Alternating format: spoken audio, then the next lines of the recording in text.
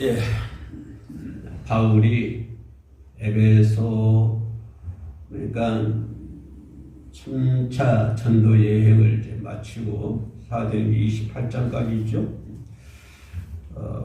3차 전도 여행을 마치고 예루살렘에 이제 가면서 그러니까 밀레도에서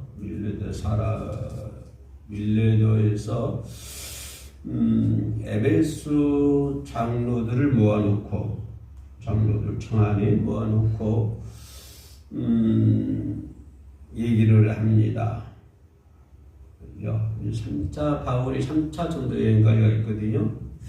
마치고 이제 예루살렘에 가면서 에베소 밀레도에서 에베소 장로들을 모아 초청을 해가지고 그 장로들에게 얘기를 합니다.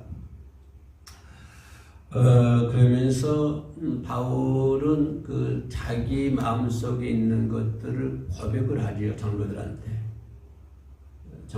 고백을 합니다. 그 장로들이 고백하는 내용이 오늘 사도 20장 17절부터 35절까지 그 이제 그러니까 저기 설교를 하시죠. 바울의 설교. 이 설교를 자신에 대한 고백이죠. 이렇게 고백이고 또 설교를 하셨습니다. 고별 설교. 에베소는 장로들 고별 설교를 하는 내용인데 자기가 지금 주님을 사랑해서 복음을 전한 모든 것, 그죠? 그 바울의 역사를 보면 참 눈물이 없잖아요.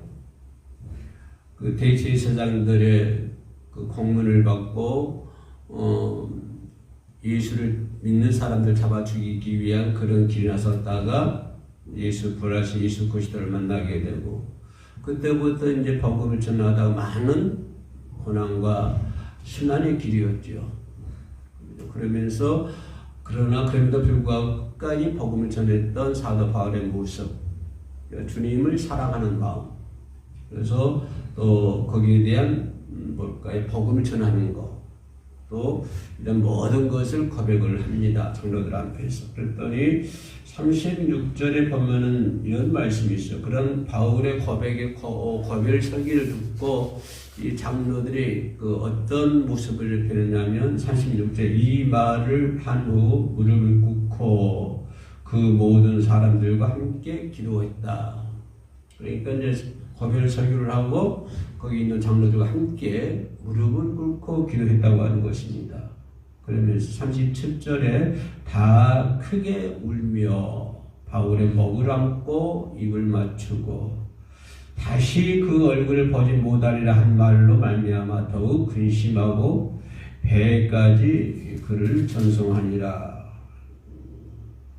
이런 내용이죠. 이런 그 바울의 고별 설교를 듣고 장로들이 함께 울고 배까지 전송을 하고 하는 그런 내용인데, 그러면 이 바울의 고별 설교 중에서 우리가 할 수 있는 것을 이렇게 한번 바울의 고별 설교 중에서 한번 찾아보자고 하는 것입니다. 사도 바울 그러면 여러분들 잘 알다시피 가말리엘 그 문화에서 배운 학자이죠. 율법 학자라고 할 수가 있습니다.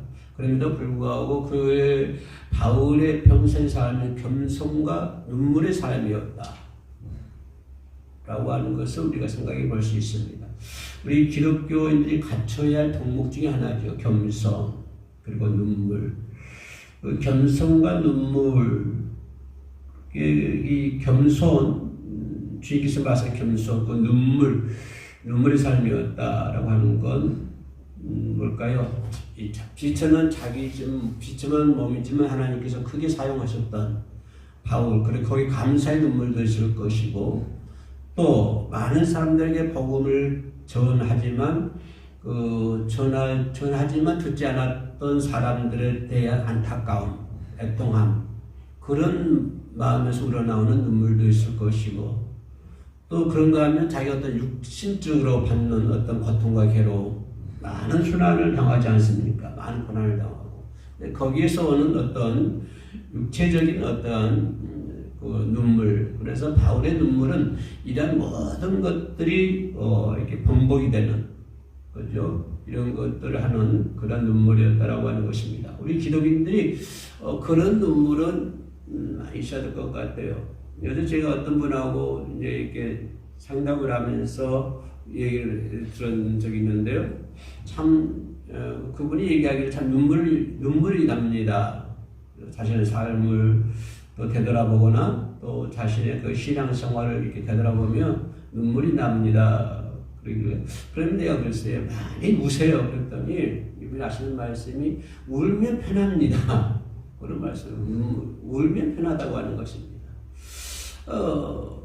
글쎄요 그런 것도 우리가 알 수 있죠. 울면 편하다고 하는 것입니다.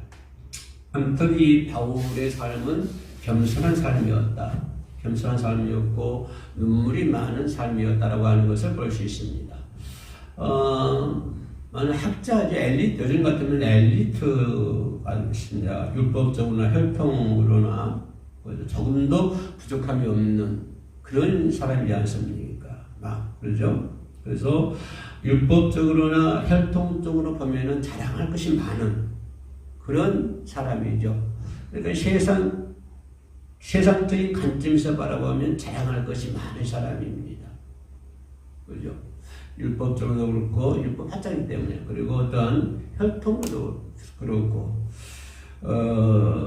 자랑할 것이 많은 사람이죠. 그러나 그는 예수를 만나게 되고, 예수 부활하신 예수 그리스도를 다메섹 도상에서 만나게 되고 다메섹 도상에서 예수 그리스도로 만남으로 인해서 어떤 변화가 왔냐면은 자신이 완전히 철저하게 깨져버리는 그런 변화가 온다고 하는 것입니다. 그래서 우리가 여기서 생각해 볼 수 있는 건 예수를 만나면 어떤 것이 오느냐? 자신이 깨어진다고 하는 것입니다.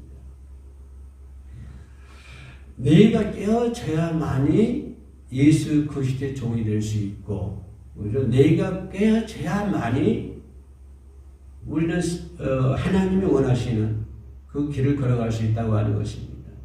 만약에 이 바울이 그런 선상에서 볼 때 그런 율법적으로나 혈통적으로나 바울이 깨어지지 않았다고 한다면 그런 유명한 하나님의 사도로 들어갈 수 없을 뿐더러 성경을 기록할 수도 없었을 것입니다.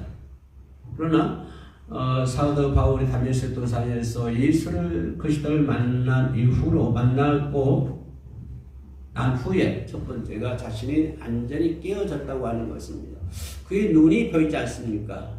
그죠? 갑자기 그의 눈이 보이지가 않는데 보이지 않는다고 하는 것은 뭘까요? 세상의 모든 것들을 다 내려놓는다고 하는 것. 지금까지 보아왔고 지금까지 지켜왔고 지금까지 생각해왔던 것들 율법적으로나 혈통적으로나 사회적으로나 인간적으로나 어떤 것들 포함해서 모든 것들을 지금까지 그가 겪었던 모든 것 지금까지 생각했던 모든 것을 철저하게 없애야 된다고 하는 것입니다. 그래서 사도 바울이 고백하기를 나는 죄인 중에 제일 괴수라고 고백을 했습니다. 자랑할 것이 아무것도 없다고 그랬습니다. 또 혈통적으로나 그런 율법적이나 모든 것은 더러운 배설물로 여겼다. 그래서 사도 바울은 그렇게 고백을 합니다. 이것은 뭐냐면 자신이 그만큼 완전히 깨어졌다고 하는 것을 얘기를 합니다. 완전히 깨졌다. 그리고 깨졌다고 하는 것은 또 무엇을 의미하냐면 내가 모든 것을 다 내려놓았다. 모든 걸 다 깨졌다. 라고 하는 것은 어디서부터 오는 거냐면 하나님께서부터 주신 사명, 직분, 은혜 이런 하나님께서 내게 주신 직분, 하나님께서 내게 베풀어 주신 은혜 그러죠? 이런 것이 너무 감사하기 때문에 그래서 사도 바울은 겸손해질 수밖에 없다고 하는 것입니다. 내가 왜 겸손해지냐면 내가 오늘 목사님 말씀을 듣고 보니까 내가 오늘부터 겸손하게 살아야 되겠다라고 해서 결심한다고 해서 겸손하게 살아갈 수 있는 것은 절대 아닙니다. 어떤 내 목숨을 좌우하는 것이 아니라 약간의 작은 감정만이라도 감정으로 인해서 좌우가 우가 틀려져 버리고 흑과 백이 갈라져 버리는 그러한 모습으로 살아가는 것이 오늘 우리들의 삶의 모습이 아닙니까? 근데 사도 바울은 그런 것 때문에 내가 지금 겸손히 살아야 되겠다라고 하는 결심을 해서 겸손한 마음을 사는 것이 아니라 하나님이 내게 주신 직분, 하나님이 내게 주신 은혜, 이런 것이 너무 감사하다고 하는 것입니다. 이런 것이 너무 감사하기 때문에 그는 겸손해질 수밖에 없다고 하는 것입니다. 그러면 이 말씀을 다시 역으로 엮어서 보면 우리가 하나님 앞에 겸손하지 못한다, 겸손한 삶을 살지 못하고 있다 라고 하는 것은 어디서부터 오는 결과냐면 지금까지 내가 얘기한 그런 프레임 속에서 생각해 본다 하면 아직도 내게 주신 직분, 그래서 내게 주신 그런 은혜, 그런 은혜에 대해서 감사할 줄 모르기 때문에, 감사에 대한 보답을 할 줄 모르기 때문에 난 아직까지도 겸손과는 거리가 먼 삶을 살고 있다라고 생각해 볼 수가 있는 것입니다. 그런 거로 사도 바울이 겸손해지는 것은 다시 말씀드린다마는 하나님이 내게 주신 직분에 대한 감사, 나는 하나님께서 나에게 목사라고 하는 직분을 주셨습니다. 장로라고 하는 직분, 권사라고 하는 직분, 집사라고 하는 직분, 성도라고 하는 직분, 이런 직분을 내게 주셨습니다 라고 하는 직분일 때 그것이 너무 감사해야 된다고 하는 것입니다. 사도 바울의 입장에서 보면 예수 믿는 사람들을 잡아 죽이려고 대제사장들의 공문을 가지고 행했던 그였지만, 그래서 그는 죄인 중에 죄인 계수라고 표현할 정도로 그런 사람이지만, 그럼에도 불구하고 하나님께서는 그를 사랑하셔서 귀한 직분을 주시고 귀한 은혜를 주시니 거기서 사도 바울은 감사할 수밖에 없는 것이죠. 거기서 눈물을 흘릴 수밖에 없는 것입니다. 그래서 사도 바울은 감사와 회개와 주님을 의지하는 눈물을 흘렸다고 하는 것입니다. 그래서 사도 바울의 눈물은 어떤 눈물이다? 거기에 대한 주님께 감사, 또 지난 과거의 잘못된 일들, 회개, 또 주님을 의지하는 주님을 의지하는 그 뜨거운 사랑하는 마음, 이런 마음 때문에 사도 바울은 눈물을 흘리면서 살았다고 하는 것입니다. 그러는 거로 사도 바울 선생의 평생의 삶은 겸손과 눈물의 삶이었다 라고 하는 것을 우리가 볼 때 우리 삶도 그와 같이 사도 바울과 같이 겸손하게 삶을 살아야 되고, 내게 주신 직분에 대해서 감사해야 되고 보답을 해야 되고, 또한 주님을 사랑하는, 주님을 의지하는 마음이, 뜨거운 마음이 우리들에게 있어야 될 줄로 믿습니다. 두 번째로 생각해 볼 수 있는 것은 사도 바울의 삶은 어떤 삶이냐면 시험을 참고 평생을 살았다고 하는 것입니다. 시험을 참았다고 하는 것입니다. 우리가 기독인으로서 하나님을 믿는 백성으로서 오는 수많은 연단과 시험이 있습니다. 우리는 그 시험 속에서 매일매일 살아가고 있습니다. 나는 부족하지만 내 삶이 하루하루가 시험 같습니다. 그러나 그 사도 바울의 모습, 삶의 모습은 그런 모든 시험을 참고 평생을 살았다고 하는 것입니다. 그가 핍박하던 예수님을 전합니다.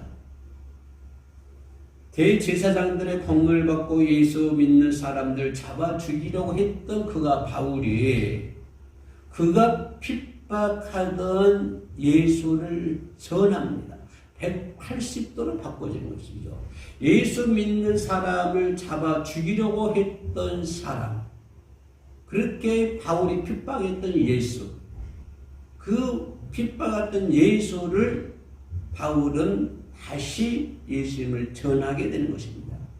그러다 보니까 우리들이 생각하는, 우리 일반인 평범한 시민들이 생각하지 못한, 우리 일반인들이 도달하지 못한 그저 생각하지도 못한 수많은 핍박이 사도 바울에게는 다가온다고 하는 것입니다.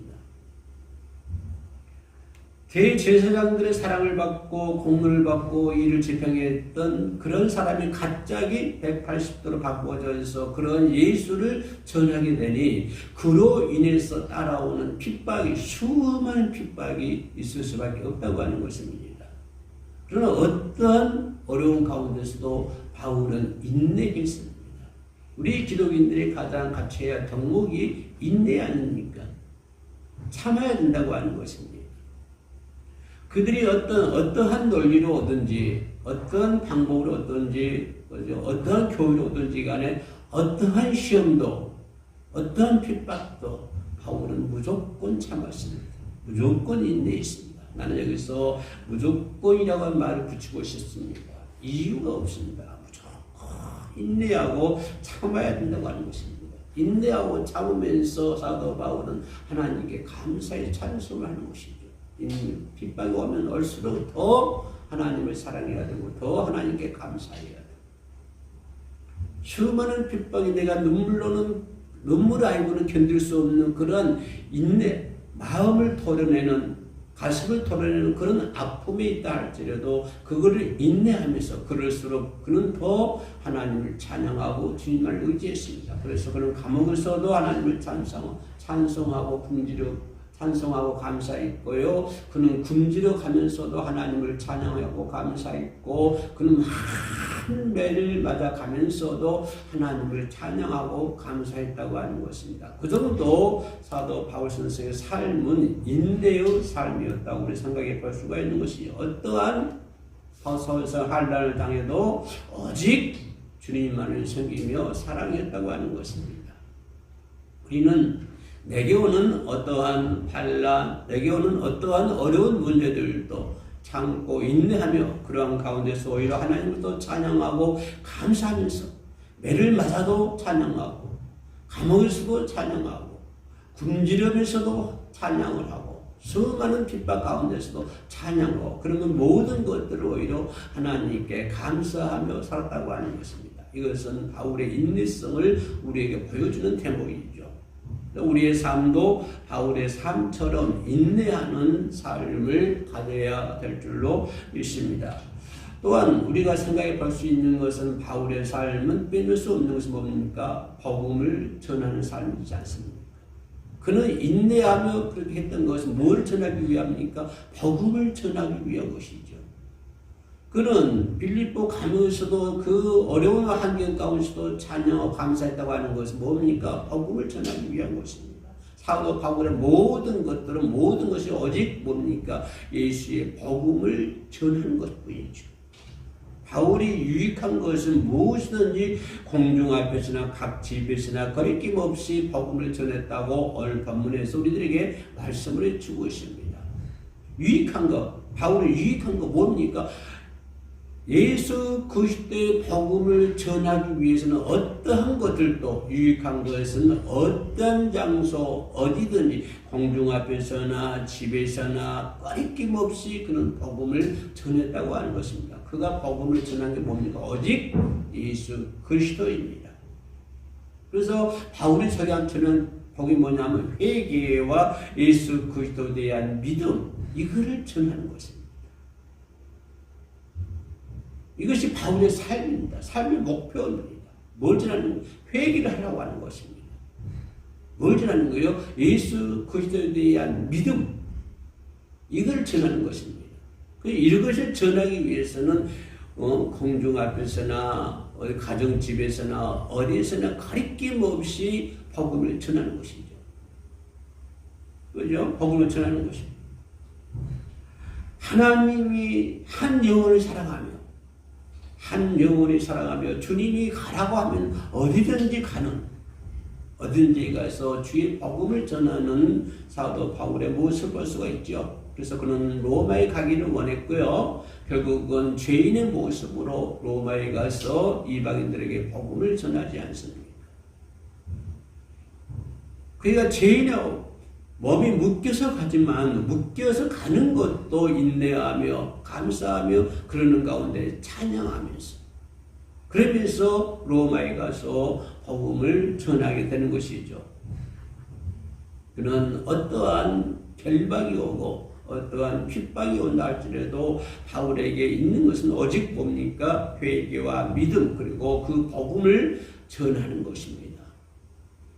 그 복음을 전하기 위해서는 핍박을 맞아도 그 복음을 전하기 위해서는 묶여있는 몸으로 로마에 가더라도 그 복음을 전하기 위해서는 그가 어떠한 환경과 어떤 처지에 곤두박질 친다고 할지라도 그 복음을 전하기 위해서 그리고 주님이 가라고 한다면 어디든지 가는 그런 바울의 모습을 볼 수 있습니다. 그래서 바울의 삶은 어떤 삶이었다? 항상 복음을 전하는 삶이었다. 첫 번째는 겸손과 눈물의 삶이었고 두 번째는 바울은 인내의 삶이었고요. 세 번째는 복음을 전하는 삶이었고 마지막 네 번째로 생각해 볼 수 있는 것은 바울은 절대적으로 하나님 말씀에 순종했다고 하는 것입니다.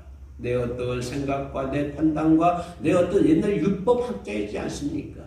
그런 어떤 잘못된 지식, 잘못된 자기가 알고 있는 지식, 사상 그런 것으로 순종하는 것이 아니고 오직 예수 그리스도의 말씀이라고 한다 그러면 절대적으로 순종을 했습니다. 거기에는 자기 생각도 들어갈 수 없는 것이고요. 다시 자신의 이상도 자신의 어떤 마음도 전혀 들어가지 않습니다. 오직 전혀 그런 불순물이 섞이지 않습니다. 금이 왜 귀합니까? 불순물 전혀 섞이지 않거든요. 그래서 금이 귀한 거다. 그래서 내 믿음이 귀하다고 하는 것은 뭐냐면 전혀 불순물이 섞여 있지 않아야 된다고 하는 것입니다. 내가 가지고 있는 믿음, 예수 그리스도를 향한 믿음, 그리고 회개하는 믿음, 이 믿음에는 이 세상 어떤 불순물도 거기에서 믹서가 돼서는 안 된다고 하는 것입니다. 순수한 예수 그리스도에 대한 믿음, 그리고 회개, 이것만이 있는 것입니다. 그래서 오직 주님의 말씀이라고 한다고 하면 절대적으로 순종을 해야 된다고 하는 것입니다. 어떠한 결박과 어떠한 환난과 어떠한 핍박이 온다 할지라도 심지어 죽음이 온다고 할지라도 바울은 하나님께서부터 예수께로 받던 은혜와 복음을 전하는 일에 마치려 하면은 그의 생명도 조금도 귀한 것으로 여기지 아니한다라고 했습니다. 목숨 바쳐 한다고 하는 것입니다. 목숨 바쳐 복음을 전하고 목숨 바쳐 회개하고 목숨 바쳐 예수 그리스도를 믿고 목숨 바쳐 예수께서 가라고 그러면 가라고 그러면 가야 되고 목숨 바쳐 주님 말씀에 순종해야 되고 목숨 바쳐 주님께서 원하시는 길을 가야 된다. 자기 목숨은 조금도 귀한 것을 여기지 않냐. 내 목숨은 조금도 귀한 것을 여기지 않냐. 목숨도 귀한 것을 여기지 않냐는데 무엇인들 귀하게 여기겠습니까? 그러므로 사도 바울의 선생은 절대적으로 순종하면서 평생을 살았다고 하는 것을 우리가 생각해 볼 수 있습니다. 그런 모든 일에 대해서 사람을 보지 않고 절대적으로 하나님의 뜻에 순종하는 것입니다. 예수님이 원하는 대로 순종하는 것입니다. 사람을 보지 않았습니다. 사람의 뜻대로 움직이지 않았습니다. 오직 하나님의 뜻에 따라 그죠? 하나님의 뜻에 절대적으로 순종하고 예수님께서 원하시는 그런 순종하는 바울의 모습을 볼 수가 있죠. 우리는 사도행전 20장에 나와 있는 장로들을 향한 바울의 마지막 고별 설교, 이 설교를 들으면서 바울의 어떤 삶을 살았는가 하는 것들이 자신이 고백하는 그런 설교를 통해서 우리가 엿볼 수 있는 것이 네 가지로 얘기를 했는데 첫 번째는 바울의 삶은 겸손과 눈물의 삶이었고 두 번째 그의 삶은 시험을 참고 평생을 살았다고 하는 것이고요. 세 번째는 복음을 전하면서 살았다고 하는 것이고 마지막 네 번째는 절대적으로 하나님 말씀에 순종하면서 살았다라고 하는 것을 볼 수 있습니다. 사도 바울의 이러한 고백을 에베소에 있는 장로들을 밀레도에 모아놓고 고별 설교하는 것을 볼 수가 있죠. 이런 고별 설교를 할 때 장로들이 서로 울면서 바울 목을 껴안고 바울의 입에 입을 맞추고요. 그죠? 언제 만날 것을 이제 그것을 기억하지 못하니까 눈물을 흘리면서 빌레드에서 빌레드가 섬 아닙니까? 빌레드가 배나가 떠나는 그 장소까지 장로들이 이렇게 전송하는 것을 볼 수 있습니다. 이런 사도 바울의 마지막 장로들을 향한 고별 설교를 들으면서 우리가 어떻게 살아야 한다 하는 것을 엿볼 수 있는 가장 중요한 말씀인 줄로 믿습니다. 함께 기도하시겠습니다. 은혜로우신 아버지 하나님 감사합니다. 사도 바울이 그 수많은 인내와 고뇌 가운데서도 오직 주님이 원하시는 길, 주님이 원하시는 삶을 살았던 것처럼 아버지 저희들도 이 세상 살아가면서 내가 원하는 삶, 내가 생각하는 삶이 아니라 주님이 원하는 삶, 주님이 함께 동행하는 삶을 살아갈 수 있는 지혜와 명철함을 이 어린 종들에게 허락하여 주시옵소서.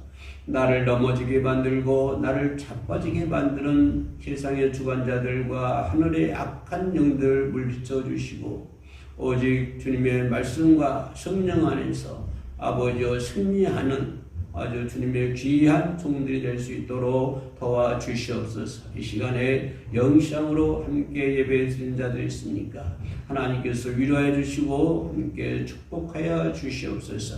주님만 의지하며 나사렛 예수님의 이름으로 기도 올려옵나이다. 아멘.